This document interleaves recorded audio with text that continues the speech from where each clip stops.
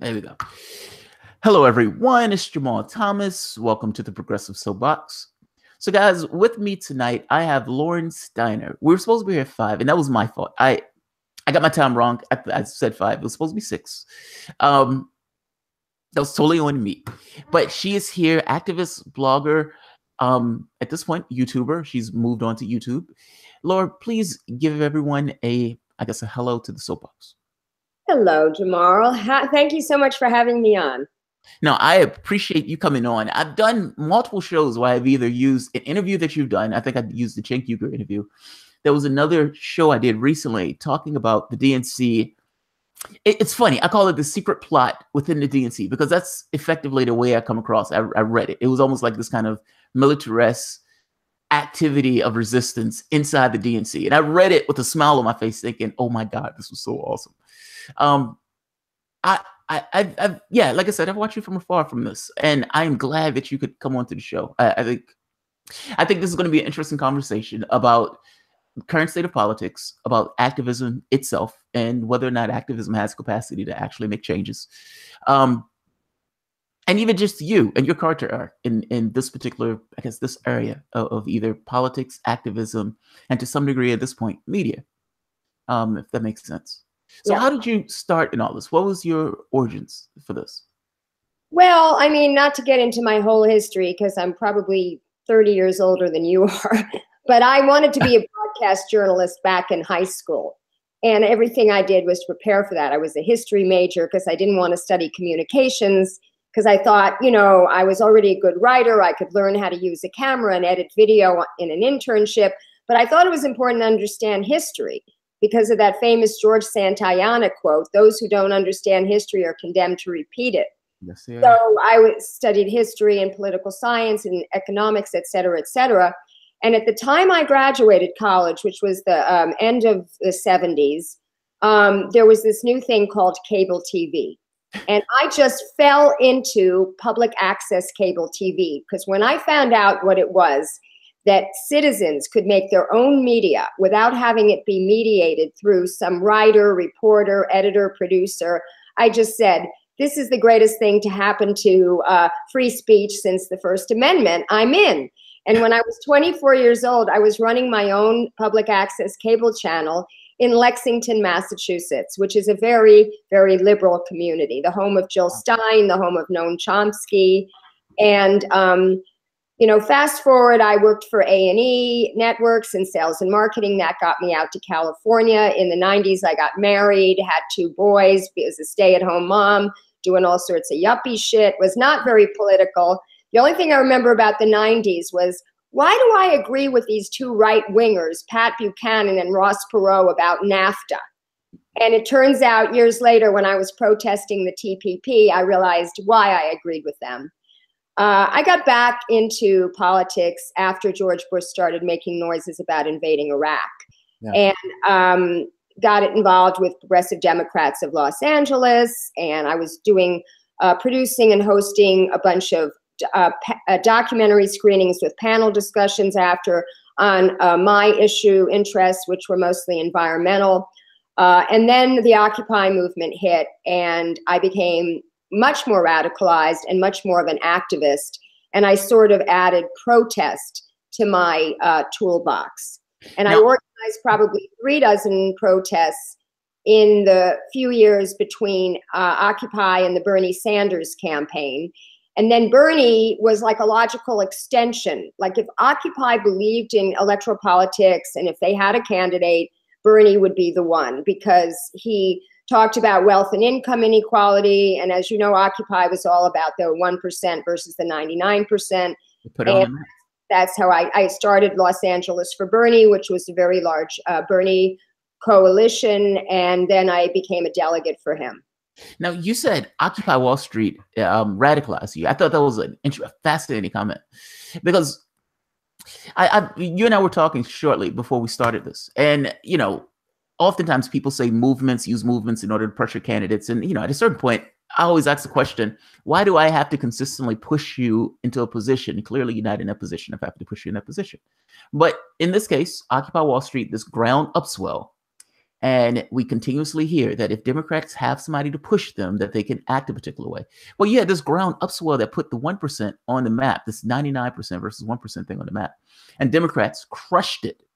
Like literally working with the FBI, instigating or infiltrating people into that organization itself. They, like they did other movements, whether you want to talk about Black Panthers trying to get Martin Luther King to kill himself, they infiltrated the group and tried to crush the movement. Why do you say that it radicalized you? Because I thought it was an interesting comment in the way your political arc, in the way that you yourself found, I guess, your expression in politics. Well, I think I kind of realized that doing things within the system was not working. And I have similar feelings about my friends who are trying to infiltrate the Democratic Party right now. A lot of Bernie Sanders delegates and Bernie Sanders volunteers. Now, I support them. I have been very much a booster of their activities. I've gone up to all of the Democratic Party things, gone up to Millbrae for the e-board meeting, gone down for the convention in San Diego, and I cover what they're doing.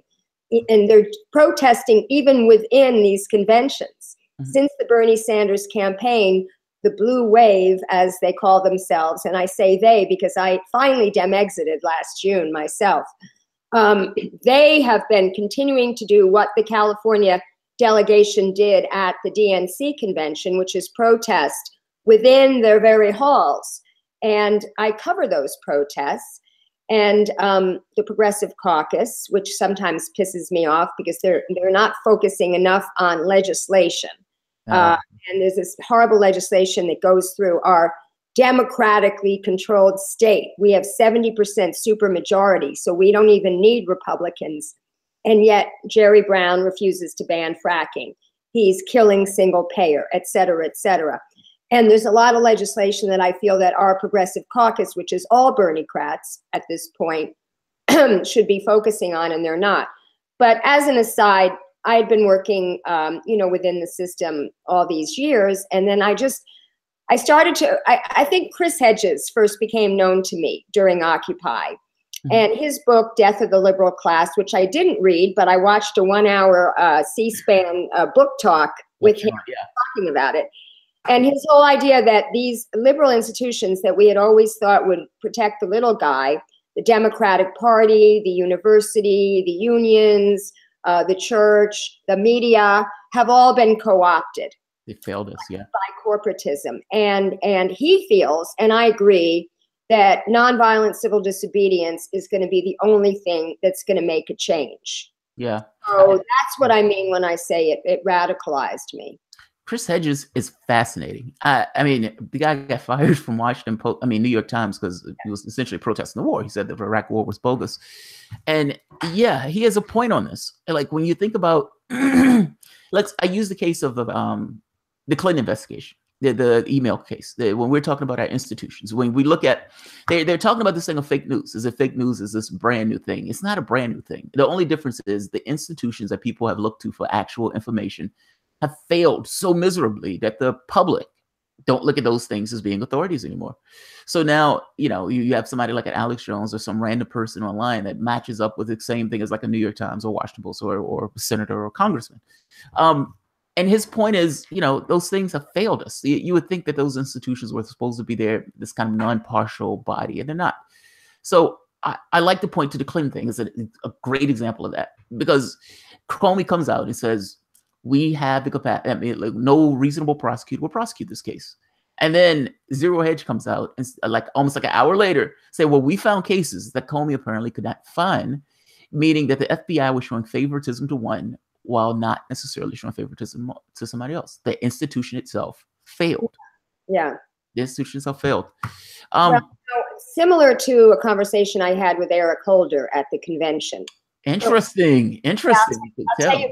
So I saw him at the top of the stairs right near the registration desk. And I wanted to ask him about why he didn't prosecute any of the banksters. Yes. I walked over to him and I said, Mr. Holder, my name is Lauren Steiner. I'm a Bernie delegate from Los Angeles, and I wanted to ask you a question if you don't mind. And he said, sure. So I said, seeing as your Justice Department didn't prosecute one single banker, I didn't use the word bankster. I didn't want him to see how radical I was. one single banker for the financial collapse, doesn't at the very least the optics look bad that you've now gone back to work for Covey and Burlington, the very law firm that represents all those banks? And he said, and I can't believe this, he said, listen, sweetheart, get your facts straight. I couldn't believe it. I mean, here he is calling this, what was I then, a 58-year-old woman, sweetheart. That's like me calling him boy, right? Right. Yeah, right. So he's, listen, sweetheart, get your facts straight. Number one, I do not represent the banks. And, you know, I wanted to say to him, and if he were on my show, I would have pressed him on this point, that maybe you don't represent the banks, but your firm does. And being as you're a partner, you take the profits from that representation. And then he said, second of all, don't you think that if we could make a case against those banks, it would be a career-making opportunity for some young prosecutor in my office? And I didn't really answer him because he was in the process of walking away. But, you know, Bill Black has dispensed with that argument. I mean, he has basically said that during the savings and loan scandal, which he was involved in, they had 1,000 FBI officers on that case, and over 1,000 people went to jail. Now, the savings and loan debacle was like a kid robbing a candy store compared to the financial collapse in 2008. And so it's just outrageous. And it's just, he's part of the corporatocracy, just like Obama's part of the corporatocracy.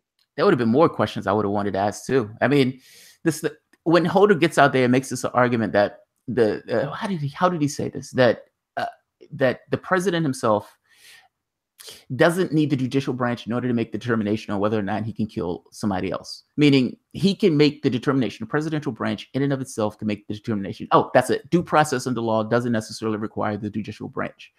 Which for all intents and purposes, the president of the United States can kill if the president of the United States wants to kill. I found that to be an amazing statement to say, like that's an amazing argument. And would Holder keep that argument if Donald Trump decided that he wanted to kill American citizens or other people around the globe? Probably not. Probably not. Yeah. Probably not. Yeah. And that's the thing that lefties have fundamentally missed, where people have made this argument that it's okay for Obama to have these powers. And I continuously made this case. What happens if you get a Mitt Romney? Because at the time, Mitt Romney was running. And what if you have Mitt Romney with a kill list or Mitt Romney killing American citizens? Would you be okay with that? Well, there's a difference between Romney doing what? What is the difference between Romney doing it and Obama doing it? There is no difference between those things. So let me ask you this. The DNC thing. You were a Bernie delegate and you went to the DNC convention. Overall, what was your experience there? I recovered the story about you guys doing Operation Boo, if that's what you want to call it, but it went beyond that. Like trying to block the Trans-Pacific Partnership, going beyond Sanders himself, because Sanders wasn't necessarily pushing for this particular thing in order to stop the platform from pushing this. Right. What were your experiences there at the DNC convention inside the bubble on this, inside the Democratic Committee itself? Or inside the Democratic National Committee? Want me to talk about my planning that led up to the TPP protest a little bit? Yes, absolutely. Yeah. So, you know, I've been very active in fighting the TPP. Fighting the TPP, fracking, and net neutrality have been my main issues between Occupy and the Bernie Sanders campaign. I organized one of the largest protests of Obama here in Los Angeles when he came for a fundraiser at Haim Saban's house against the TPP. And I'll always defend RT because they were there covering it. Well, actually, all the networks were there covering it, because what I know about broadcast stations is that they're not going to, especially local stations, they're not going to cover an issue like the TPP or fracking or net neutrality, but they will cover when the president comes to town. Yeah. So I tend to organize my protests around the visits of Obama or Hillary Clinton, because I know we're going to get coverage. So I was very distressed to see that he was pushing it. I mean, not surprised, because I quickly figured out that he was a corporatist. And not just pushing it, didn't care that the rest of the public was fundamentally against it. I thought it was an amazing thing to watch. The president of the United States pushing this stuff in the way he was. I think it also pretty much cost Clinton the election, you know, because she tried to distance herself from it, but it was clear that as Secretary of State, she touted it 45 times. And I actually caught something on Lawrence O'Donnell. Lawrence O'Donnell was interviewing Joel Benenson, who was her chief strategist. And he said, is she really going to oppose it, or is she just going to renegotiate it? And Wow. Benenson said she's going to renegotiate it. That's amazing that O'Donnell asked that with a straight face, because fundamentally, if she answered yes, that means that she is fundamentally misleading and lying to the American public when she's saying she's against it. Right, right. And so Benenson, I guess, didn't realize that his answer, his truthful answer, was going to hurt her. But, you know, a lot of people didn't pick up on that. Anyway, so I was watching what was going on with, you know, the platform committee. And I saw that they didn't get the Hightower Amendment passed, which was that Obama should not bring up the TPP during the lame duck session of Congress. But Bernie got a minority report, and he got 5 or 6 minority reports signed, which we all thought meant he was going to introduce them at the convention. Turns out, we find out maybe a week before that he's not going to introduce them. And the excuse was he wanted to save his powder for a floor fight on the rules. You know, the superdelegate rules. Right. So we scrambled, you know, those of us who were involved in it, including Rand Wilson from, you know, I forget which union he's involved in, but he's now Our Revolution, Massachusetts. And, you know, people that were involved in CWA, the Communications Workers of America, they were a big union fighting the TPP. We scrambled to come up with some sort of plan. They put together the signs, that the iconic signs with TPP, the red circle, and the X across it, that we were going to smuggle in there. And they weren't the big signs, because we knew we couldn't get in the big signs. So they were like a piece of paper that could be folded and put into a, you know, a backpack or whatever. So meanwhile, I said we ought to have a protest. And so I organized a call using Norman Solomon's group, Roots Action. I put a article together calling for this maestro call. We had a maestro call.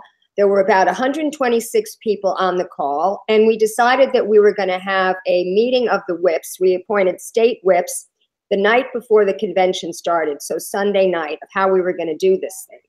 And we were going to do it on 3 fronts.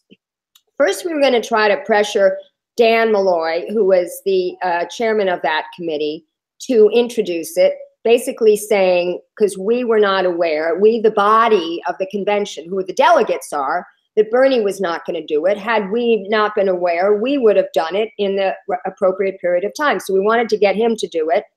Then we were going to have this statement that we were going to get Hillary delegates to sign on to, too, basically saying that they don't also think that Obama should introduce it. And the third plan was to do this protest, to try to get the mic, you know, at one of the state delegations, try to get the mic. So we were working like with Jane Cleave and the person in Hawaii, someone who was a pro-Bernie, but we couldn't get anyone to agree to do that. So the fallback plan, the one that we implemented, was Jeff Engels, who is a delegate from Washington State, would start up in the Washington thing when they were up high too, just like California, because they knew we were going to be rambunctious. and he would say, mic check, and then we would go, mic check. So we did this Occupy style mic check in the hall of the convention. Oh, and we agreed that we would do it right when somebody from the platform committee said the word platform. So as soon as Elijah Cummings gets up there, poor Elijah Cummings, he had no idea what was going to hit him. He says platform, and then we start our mic check, and for like 5 minutes, we're chanting no TPP. And this was the first day in which everybody was booing. And you probably remember that Sarah Silverman was up there with Al Franken. I remember, yeah. And, you know, what was that famous thing she said? Said you guys are being childish. And yes. You guys are being childish. And yeah. I watched that thinking, yeah, good luck with getting those people to vote for you, getting those people on the side. Yeah, there's a big pushback against Sarah Silverman now. Anyway, Bernie sent a text, and we all had the impression that it was really not Bernie, because at that point he was working with the DNC and the Hillary campaign, that he, as a personal courtesy to him, he would appreciate that we not protest. We ignored it. And because we felt, look, the reason we were supporting Bernie Sanders, the reason everybody raised so much money, and California had to stay in a hotel room that was $700 a night. Yeah. So there were 4 and 5 people sleeping in these rooms. Sanders' campaign eventually came in to try to provide some assistance, but they didn't have any, and they said, oh, you have to stay in the hotel because we're going to be conferring with you and talking about what we're going to do and blah, blah, blah. I didn't listen. I stayed with a friend of mine who lived nearby for free, but everybody else took that real seriously, and they raised money on GoFundMe to stay in the hotel. They had one conference call with us in which that's all they talked about was staying in the hotel, staying in the hotel. They never talked about the plan. We didn't have meetings at breakfast or after breakfast. So the California delegation organized its own thing. We said, just because they said Jerry Brown is the head of our delegation, we're not going to take that. So we elected Karen Bernal, who's the head of the Progressive Caucus, and Bill Honigman, who is involved with the Progressive Democrats of Orange County, to be our co-chair. And we had meetings every day in which we plotted our strategy. So the TPP protest was just one of the things. We also did no fracking. We did no more war. And what they did was they tried to stop us at every turn.